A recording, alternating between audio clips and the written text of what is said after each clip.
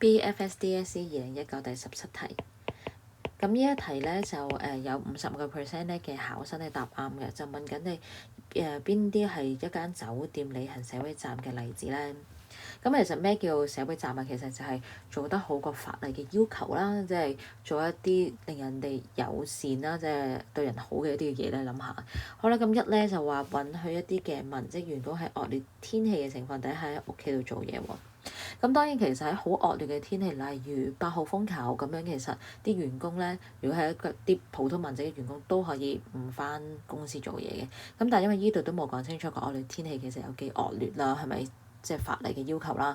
咁可能佢黃雨都俾佢喺屋企度做嘢啦。咁所以咧，其實呢個都係對員工咧，即係一啲好好嘅行為啦。咁所以呢個都係履行社會責任嘅例子啦。第二啦。用最低工資去請啲房務員喎，咁因為最低工資係法例嘅要求啦，咁其實佢冇去做得好啲啦，即係去善待呢啲嘅房務員咧，咁所以呢個唔係一個履行社會責任嘅例子啦。咁3啦，若果啲顧客要求會提供魚翅咧，咁呢個就同社會責任咧就完全冇關係啦，咁所以咧答案係 A，只有一隻。